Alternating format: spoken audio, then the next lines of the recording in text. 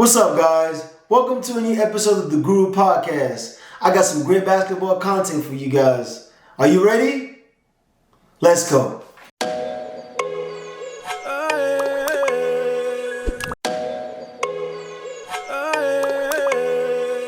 So this Bronny subject is getting weirder, and weirder. A couple of my friends called me this past weekend bragging about Bronny. He generated $50 million in revenue. His jersey selling. If you told me that the Lakers drafted Bronny, I'm sorry, let me rephrase that. If you would have told me that LeBron James drafted Bronny James so they could make money, that's understandable. And that's a good idea. What I don't agree with is when people try to convince me that Bronny James is a good player, that he can help you win games. How is he going to help an NBA team win games when he couldn't help a high school team win games? He couldn't help a college team win games. He couldn't even travel team in high school win games. It's pathetic. He went to Sierra Canyon High School. Before Bronny got there, Sierra Canyon was dominant. In the last 10 years, they never lost a single league game. They never lost more than 5 games. Bronny becomes a senior. They depend on Bronny to score. They depend on Bronny to be one of the best players. Sierra Canyon wins 11 games. I'm sorry. Sierra Canyon loses 11 games.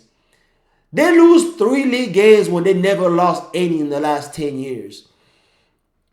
He decides to participate in the EYBL tournament.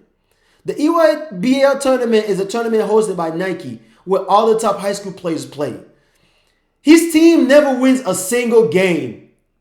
He decides to go to USC. He gets a scholarship from USC. How he even got the scholarship, I don't understand it.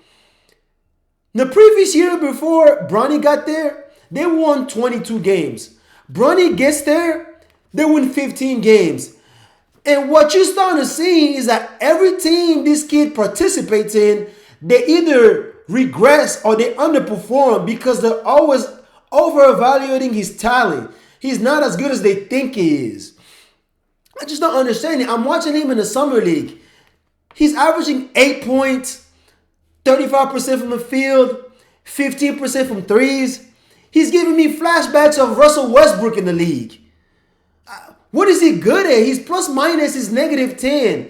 What this telling you is that every time he's on the court, they're getting outscored. Because he's not doing anything as a guard. He's 6'2". When you're 6'2" in the NBA, your only path is to either be really good defensively, or you could be an elite scorer, or you got to be a knockdown three-point shooter. He's shooting 50% from three, so he's clearly not a knockdown three-point shooter. He's not an elite scorer. So what is he? He's 6'2". He can't guard people. I just don't understand it. And you're going to have all these LeBron James fans making all these weird excuses. Oh, he just had heart surgery. He's had a heart surgery. It's been over a year. How long does it take to recover? And the heart surgery is the reason why he can't shoot. It makes you forget how to shoot the ball. I just don't understand it. And even if the heart surgery was affecting him, when a guy is talented, you should still be able to see moments of brilliance, even flashes. When I'm looking at Bronny, I'm seeing flashes of Markelle Fultz shooting and Smooth Parker playmaking. I just don't understand who is this guy. And LeBron James fans try to prove that Bronny can shoot because he made 5 threes in the McDonald's All-American game. The McDonald's All-American game is like an all-star game. It's where kids go out there and have fun. There's no pressure. They don't compete. It's like the NBA All-Star game. And it's at a game that he didn't even deserve to be in. And you're going to use that performance to prove that the guy can play when we've had a whole season data and we got the summer league and the guy just can't make threes. I mean, if you're going to use the All-Star game to prove that somebody can shoot, in 2015, Russel Westbrook made 5 threes in the All-Star. In 2016, he made 7 threes. Is Russell Westbrook a good shooter? He's a career 29% three-point shooter. And you guys want to use an all-star game to prove that somebody could shoot? It's pathetic. I just don't understand it. And they want to feel better because he played good the last 2 games, because he scored 15 points and 10 points. If we want to look at scoring, he's 147th in scoring in the summer league. What are we talking about here? And you want to make yourself feel good because Alex Starr is not playing good and he's supposed to be a top pick, and you're like, oh, well, Bronny's doing better than him. Alex Starr is an NBA player. If you don't believe that, then maybe you should go start watching bowling. Maybe you should go watch pickleball because you clearly don't understand basketball. He's a 7-footer who can dribble. He can shoot. Okay, he's struggling. Is he going to be a star? Maybe, maybe not. It's too early. He's struggling. I understand that. But he's an NBA player. Just the size and the athleticism makes him an NBA player. Just take away the skills. Just the size makes him an NBA player. The fact that he can block shots and run and move his feet. He's from France. He's in a new territory, in a new country, a new language, new teammates. He's 18. Of course he's going to struggle. It's too early to judge him, but to compare him to Bronny, he actually had to show NBA talent for him to get chosen as a number 2. We can give him the benefit of the doubt. Why would I give Bronny the benefit of the doubt? He has never shown elite talent. It's like me going out there and struggling and people defending me. Oh, well, let's give him the benefit of the doubt. He's going to get better. You got to show NBA talent before we give him benefit of the doubt. Bronny's just trash. And it's so pathetic that they're even trying to lie about his height. If you go on Google, a lot of sources will tell you he's 6'4" when he's 6'2". It's just sad. And the real problem here is you got this grown-ass LeBron James fan have an unhealthy relationship with LeBron James, another grown man who ain't your brother, ain't your uncle, and ain't your daddy. At this point, y'all think the guy who cuts his grass can make it to the NBA. Y'all defend this man more than y'all defend your wives and y'all girlfriends. And for some of y'all partners. It's about time your wives start checking y'all because you guys are acting real suspect. Defending a Nokia being advertised as a smartphone. It's pathetic.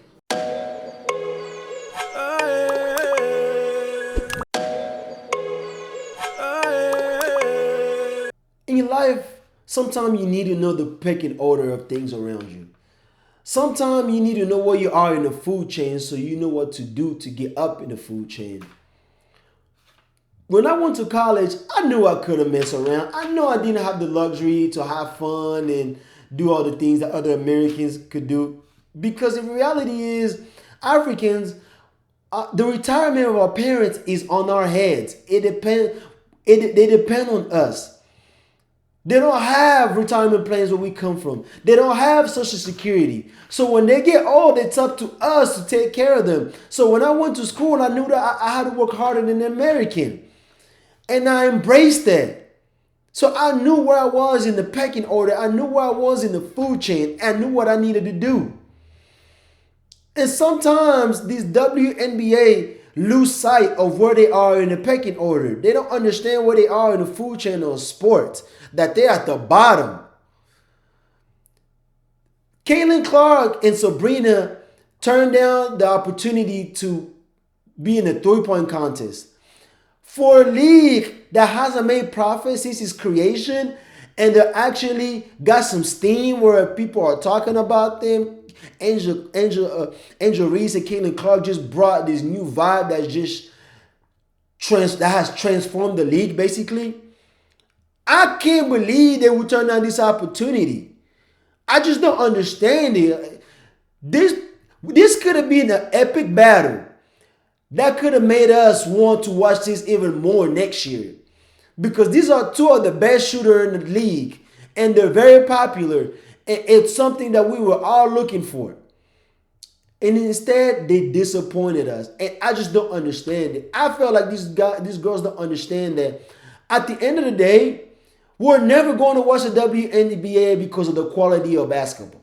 We're just not, because we're accustomed to watching another league that just has better quality. I love Asia Wilson, but her making these fadeaway threes, these beautiful shots that other girls can't make. I hate to say it, but I see that from Anthony Davis. I see that from LeBron James. I see them do it better. So why would I watch you? There's got to be something else that makes people want to watch. And I think drama and rivalry is something that they need to use to drive people to watch them more. This could have been a rivalry. Sabrina and Caitlin Clark. Who is the better shooter? They failed this opportunity. Drama is what's going to sell the WNBA. It's why we have Angel Reese and Caitlin Clark selling our arenas. Because Angel Reese is the villain and Caitlin Clark is the one that everybody likes. And I hate to say it, but that's the recipe. That's a recipe right there. People are watching Angel Reese because they want to see her fail. People want to see Caitlin Clark succeed so they can say she's better than Angel Reese. It's selling. Angel Reese need to accept this role of a villain. It's good for her. It's what's going to get her paid.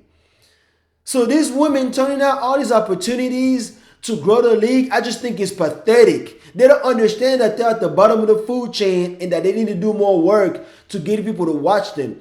And it's not going to be because they can hoop, because they just can't hoop better than NBA players.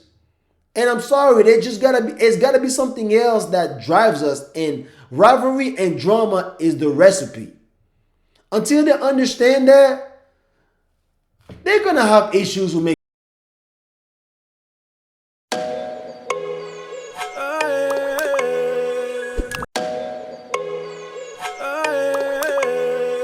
I got a friend who used to live in Billings, Virginia.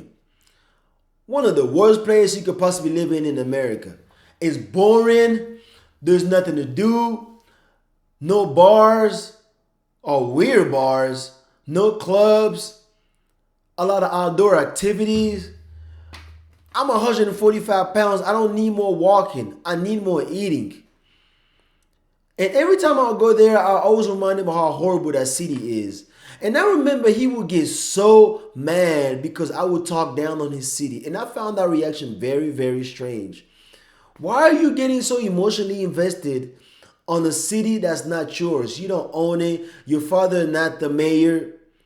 And that's the same reaction I get from football players who got so triggered because Austin Rivers told them the truth that NBA players can play in the NFL, but NFL players can't play in the NBA. I got a question for y'all. Did your father invent football? Are you the NFL commissioner? Did your mama write the NFL rule book? Because I don't understand, why are you so emotionally invested in an observation backed by data? I just don't understand it. In reality, football is a sport that doesn't require a lot of skills. It requires a lot of athleticism. It's physically demanding and it's emotionally demanding. But it requires less skills than other sports. How do I know this? Because we've seen a lot of guys who do not have football backgrounds become successful in the NFL. The latest one is Gable Stevenson, the wrestler. He won the gold medal in 2020. He won multiple NCAA championship, just a freak of nature. He made the Bills squad. He got signed by the Bills. Another one was Ailey Cox. He played for Virginia. In 2017, he got picked up by the Colts. In 2020, he actually signed a 3-year deal for $18 million. So he's actually being successful. And the last time that guy played football was freshman year of high school. One of the reasons why he actually had a chance to make it to the NFL is because he runs a 4.7 and has a 35-inch vert. So athleticism did a lot of the work. Antonio Gates is another one that a lot of people don't know. He came out of Kent State. He was a basketball player. He was a phenomenal basketball player. Matter of fact, in senior year, he averaged 20.7 rebounds and 4 assists. And he was just able to do everything. He could shoot, he could dribble, he could post up. He was just a bucket. He tried to make it to the NBA, but he didn't really have a good chance because he was a tweener, not big enough to be a power forward and not quick enough to be a guard. So he decided to try out for NFL team, and he got picked up by the Chargers. And it took him 2 years, and his second year he became an All-Pro. 2 years. You don't hear those kind of stories in the NBA. There's no guys that come from a different background and all of a sudden make it to the NBA. It doesn't happen because the NBA requires more skills. You need to learn how to dribble. You need to learn how to shoot. You need to learn how to make left-handed layup, right-handed layup. You need to have a variation of layup. You need to have a reverse with both hands. It just takes more skills. Matter of fact, the NFL got a whole program called International Player Pathway Program. It's a program that recruits players from overseas that can be turned into NFL players. Players who come from different backgrounds, from rugby to handball or track and field. So a guy who played handball his whole life can become an NFL player. That just tells you that it requires less skills. It's impossible in the NBA. And football players get so triggered and they start being defensive. They start telling you stuff like, oh, well, I don't believe it's true. I don't think NBA players can take hits. We all go to the beach. What you notice is the birds in America, they tend to not be afraid of people. They actually sometimes chase people so they can get fed. The birds in Africa, they don't chase nobody. You know why? Because they know that there's a probability that they're going to end up on somebody's grill. There's no difference between the birds in Africa and the birds in America. The difference is the one in America are used to an environment where they don't have to run. The one in Africa, they're used to people chasing them, so they have to run. So they adapted to their environment. What I'm trying to say is, yes, NFL players can take more hits, but that's because you work for your body. You work on your body so you can take those hits. NBA players don't have to do that. We don't take hits. NBA players, they work on their shooting. They work on their ability to jump and run and play defense. NFL players work on their abilities to take hits because that's what is required of them. It's not like you guys have a natural resistance towards getting hit. You just don't. It's just that you work towards that. I just don't understand this. It's plain. It's clear that anybody can become an NFL player if they're athletic. They start making all these weird arguments. Look at DJ Metcalf. He can hoop. He's dunking on people at 24-hour fitness. Really? Because DJ Metcalf dunked on Doug and Jack at LA Fitness because they're in there trying to get their cardio, and you think all of a sudden NFL players can hoop? DJ Metcalf should go to a pro run. Let's see him dunk on real NBA players. It's pathetic. In reality, NFL players cannot play in the NBA because they don't have the coordination, they don't have the skills. NBA players, I'm not saying they're all going to be stars. I'm not saying they're all going to be successful, but some of them can make it to the NFL and be successful. Some of them don't even have to put too much work because they already have the body for it. Guys like Zion and LeBron James. I know it hurt you guys that that NBA players can do your sport, but you can't do their sport. It doesn't matter. It's just the nature of the sport. Stop getting triggered. You can't hoop. It's okay.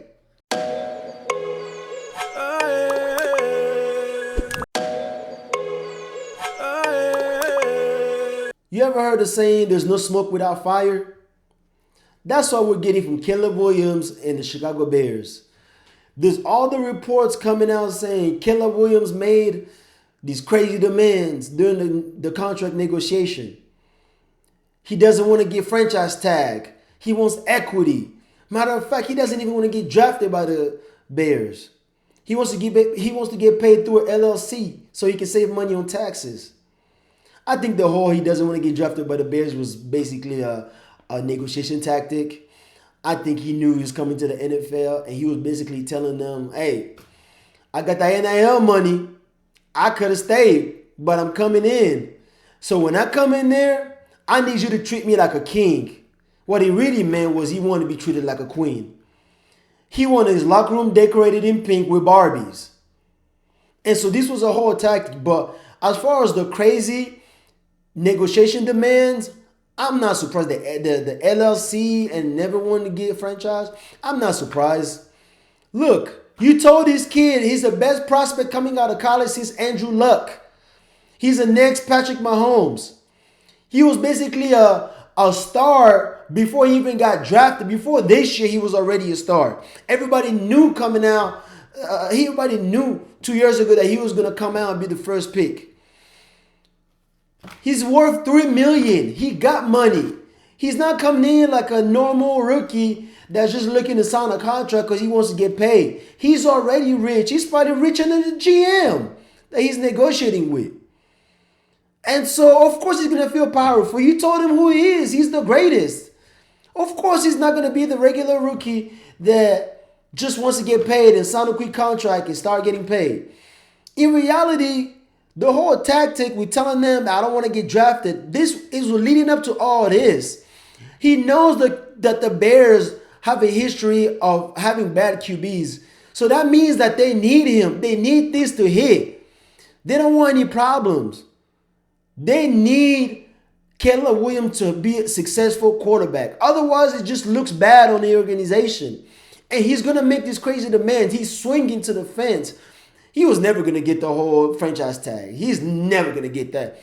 But if you look at the stipulation of that contract, I'm sure he got a lot of things that a lot of rookies don't get. Because the Bears are just desperate. The best quarterback they've ever had is Jake Cutler. That dude threw an interception almost every game. He had a great arm, but didn't really care about football that much. Had lousy mechanics. He was just throwing picks left and right. And Kaleb Williams knows this. So, of course, he's going to use it against him. This is the worst franchise he could have gone to. Because there's a franchise that has no leverage. They're going to do what he says. And in reality, he's just a weird dude. He really is weird. He's one of those hot and cold guys, very emotional, crying to his mama because things didn't go his way. I mean, he was ignoring Keenan Allen when they first met. Clearly, he saw Keenan Allen coming behind him, and he tried to pretend as if he didn't see anything. The guy is just, he's hot and cold, he's emotional, he's moody. I heard one of his demands was that he wanted panties. He wanted custom-made panties to match his cleats. That was one of his demands. This guy is just a weirdo. I'm glad that they got him a lot of weapons because now he will. I'm assuming because he got all the weapons, he won't have to do too much. And I think they're gonna have a great start. I hope they'll have a great start because if they don't have a fast start, this is going to go downhill fast. So it's good that they got him all the weapons. And those weapons suggest that they're going to have a good season and that they're going to have a fast start. Because if they don't have a fast start, if this kid start going through adversities, all hell is going to break loose.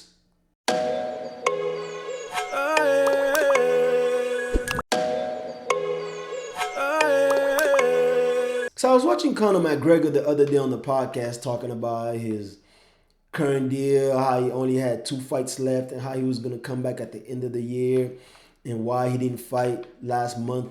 He was scheduled to fight Chandler.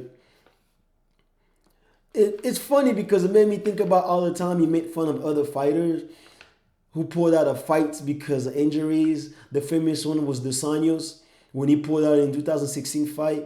I think it was a bad fight for Conor anyways. Dos Anjos was just a beast. He could wrestle. He got stamina for days. And I thought it was a bad fight for Conor to begin with. It ended up not happening. And so he was making fun of DeSantis for pulling out, saying that it was only a scratch, that he was scared. And then he also made fun of Aldo when they almost fought the first time. And that's when he ended up fighting Chad Mendes. And so he did all that, and he pulled out a fight for a pinky? That's an Anthony Davis injury right there, Conor. You're better than that. In reality, Conor can come back and fight these older guys, Nate Diaz, Cerrone, Chandler. But Conor is done. He doesn't have the motivation. The hunger is gone. I don't blame him. He made $300 million in the fight with Floyd Mayweather. He made $600 million in the Proper 12 sale. He just got money. It's really hard to wake up every morning, have the discipline to eat well and train. When you got that kind of money, you can go wherever you want, and they're gonna pay you what, $1 million, $2 maybe. I don't blame him. I don't know why he's trying to come back. And let's be honest, Conor McGregor is a slightly above average fighter. He wasn't a great fighter. He was a one-trick pony. He had a left. I would argue that his biggest advantage is his trash talking. He was able to get into people's head way before the fight. And you got to a point where instead of you fighting a smart fight, you just wanted to knock him out and then he'll catch you. And that's what happened with Aldo. In the press conference before the fight, he just made fun of Aldo. He just tunned him. I remember this one conference where he took Aldo's belt and ran away with it. And that just annoyed Aldo. And Aldo came in that game and that fight, instead of fighting smart, he just wanted to knock out Conor because Conor just annoyed him. And he paid for it. And he got knocked out trying to fight a fight that he wasn't supposed to fight. So in reality, Conor was not that great of a fighter. He has no stamina. He has no ground game. It's like Blockbuster trying to make a comeback and telling us that they're going to beat Netflix. Blockbuster, you done. We just got better product out there. Who's Conor going to beat? Is he going to beat Ilya? No. Is he going to beat Islam? I don't, there's nobody that can beat that dude Islam. These Russians are just, the wrestling is just too much. Nobody can beat them. So, Conor, if you're listening to me, go to Spain, go to Madrid, go have fun, man. I don't want to see you get knocked out again. This dude Ilya just got crazy power. You're just going to get knocked out. You're done. Just leave it alone. Go enjoy life, man. You don't need this anymore.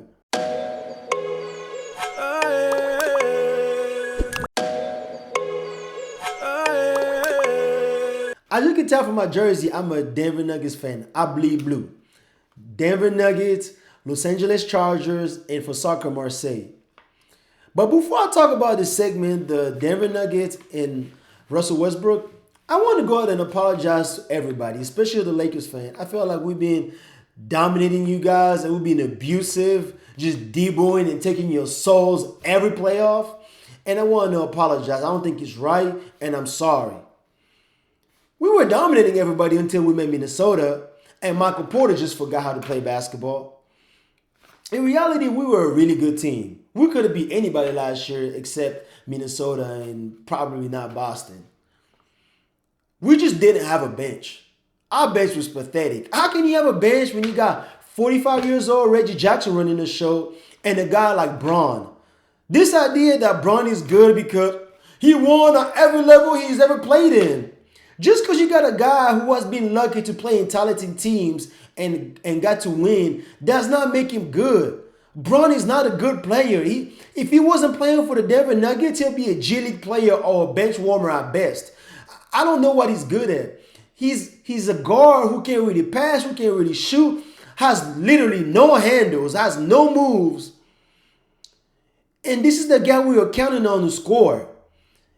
And of course, we were not going to have a bench. He's a good player when you surround him with a lot of scoring where he doesn't have to do much. Where he can just be the energy guy to kind of just grab boards, play defense, and run. When you ask him to do a little more, he's just not good. Payne Watson, he's promising, but can't really shoot. But we just didn't have a bench. It was just pathetic. A couple years ago, we had guys like Bruce Brown and Jeff Green who could come in the game and change the game. Last year, it was either Michael Porter or bust. In the first round, we played against the Lakers.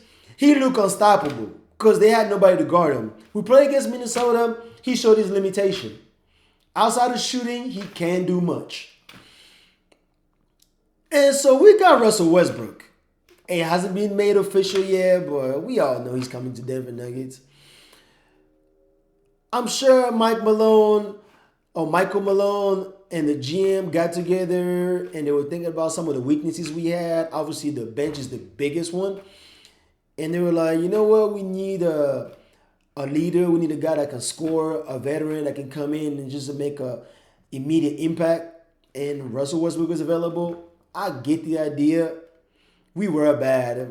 Our bench was bottom 5 in points per game. We were bottom 5 in points scored total. We were bottom 5 in field goal percentage. It was just bad.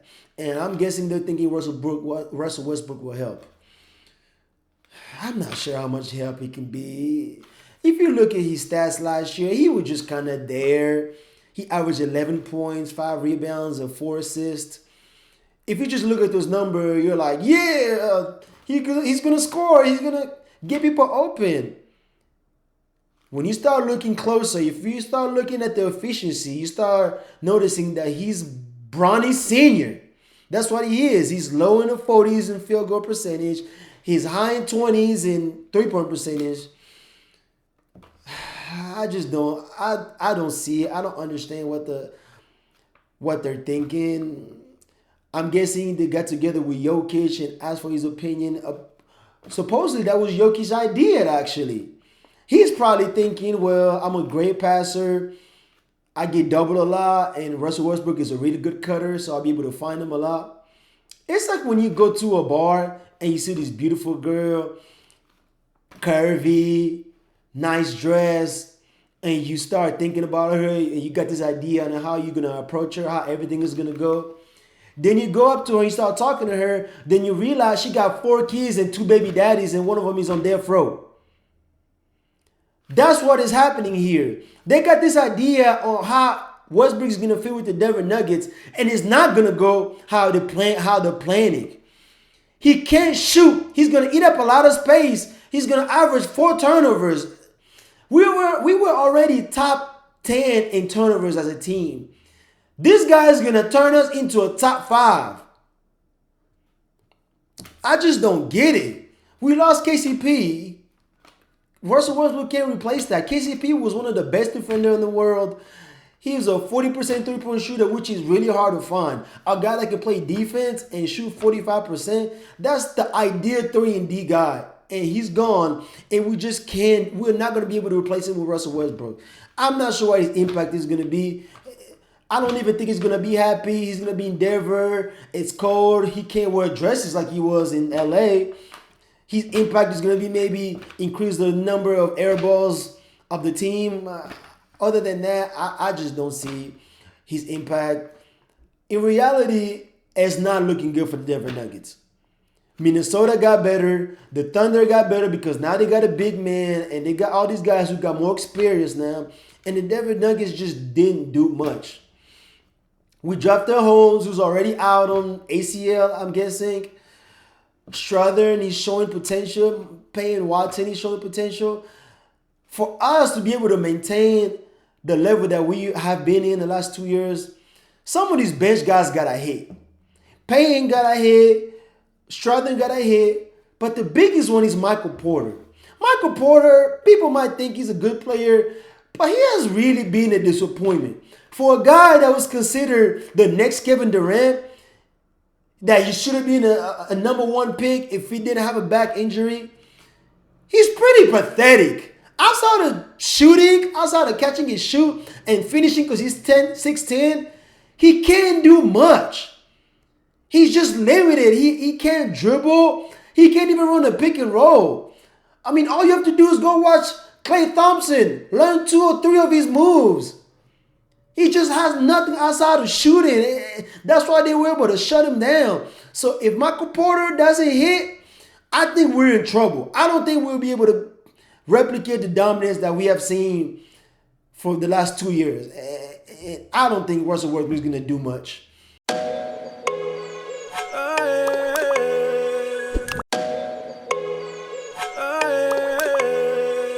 Do you remember the podcast with Draymond Green and LeBron James, where Draymond Green talks about how he loves to compete against guys like LeBron and Giannis and Embiid, but it's really hard for him to wake up and play sorry teams like Sacramento and OKC. Obviously, we talking about OKC and Sacramento from back in the days. And when you watch South Sudan versus U.S., that's the feeling that you got. The feeling that the U.S. didn't respect South Sudan enough. The scouting report was inexistent. They didn't really care. It seemed like they didn't know who the shooter was, who likes to go left, who likes to go right, what are the tendencies, who's the main guy. It seemed like they just showed up and they were going to play and they expected to win. And that almost didn't work. They got punched in the mouth real early. I think at one point they were down by like 15. I thought South Sudan was brilliant. Carly Jones was just fantastic. They couldn't stop this guy. He was assisting, scoring, just doing everything. It didn't matter who it was on. It was LeBron. It was Ant-Man. He was giving it to them, just twerking on them. And Shaq was just out there shooting the hell out that ball. He was 6 for 13 from threes. They shot the ball really well. And the length really bothered the U.S. They had 3 blocks on the U.S. And I think against Canada only blocked the U.S. one time. And against Serbia, nobody was able to block the U.S. players. There's no resistance with Serbia, with Jokic. And so this was the first time where the U.S. actually played against guys who offer resistance at the rim. And that bothered them. And I think a lot of contests resulted in misses that you don't get to see on the scouting reports. But their length really bothered the U.S. So for coming from an African, I was just proud of these guys. It seemed like they were playing for their life. Coming from a country where they don't even have an indoor court, that was inspirational. Congrats to you guys. And this is a team that doesn't even have Bobo, and they don't even have Thonmaker. Thonmaker, I believe, is trying to join. I believe he's waiting on the FIBA's approval because he's switching nationalities. Bobo, he got to get his career in order, so he couldn't make it. And they had the kid, I forgot his name, but the kid going to Duke, who's 18. He was out there playing. So this was just amazing. Congrats to you guys. You guys have a great future. Now let's talk about the U.S. Let's talk about Embiid. I just don't understand this guy. Every time I think about Embiid, I think about that video that one time I found of him eating a burger while getting a massage. I don't think Embiid takes his career serious at this point. I just don't think he does. A few months ago, he had knee issues. He couldn't move in the playoff. Why are you playing in the Olympics? It's not like you're playing on a team that really, really needs you. They don't. Matter of fact, you're becoming more of a problem than a solution. I don't think this guy understands that he needs to lose weight. You need to lose weight, man. You're having knee problems. And it's happening every single playoff. You're about to be, 28, 29? Your career, you're getting old. Jokic got a title already. He got 3 MVPs or 2. I feel like Embiid is gonna get to a point where he's gonna become bitter. He's gonna be that player that starts telling his kids stories about how he was better than Jokic, but got nothing to show for it because he's not taking his career serious. Because there's no way this dude should be playing in the Olympics. He can't move. You can clearly see he's not in shape. He's like a cone out there. I mean, I think it's disrespectful to even compare him to a cone, because at least with a cone, somebody can trip off of it. This dude is like a logo. He's just there, doesn't move. He's getting abused, getting twerked on left and right by these Sudanese guards. I just don't understand it. And offensively, the U.S. team is made out of players who are stars in their own respective teams. Meaning They're not used to standing around and waiting for somebody else to create for them. They're used to having the ball in their hands. So when you put them together, and I believe at the beginning against Canada, they were moving the ball. Everybody was touching. Everybody was sharing. That's the recipe right there. You cannot have a ball stopper that's going to stop the ball and everybody around them have to wait till he makes a move. That's what you're getting with Embiid. Every time Embiid is on the court, they're trying to feed him down low, and he's slowing down the pace and he's taking his time, and the double team is coming and he's not able to make a good pass or good read out of it. And so that's messing up the team chemistry. It's messing up the flow of the game. This is not Philadelphia where they give you the ball and they wait for you to make something happen. The ball got to move. And that's a problem with the way they're playing with Embiid in the starting lineup. On top of the fact that he's just hurting them defensively. He can't move. Guys are blowing by him at will. AD needs to play more. I mean, I understand why Embiid was picked, because you don't want to have that issue of, I think it was the last tournament when Lithuania was just bullying them on the boards. You don't want to have that issue by only having Anthony Davis, because we all know Anthony Davis, he's always hurt. You know, it could be a toenail, a fractured clit. The man is just always hurt. There's always something. So you always want to have a backup. But Anthony Davis needs to start at this point. It's not even close. Anthony Davis, one of the reasons why they got back in the game was because of Anthony Davis. His activity on the board, he's just a beast on the board. They can't block him out.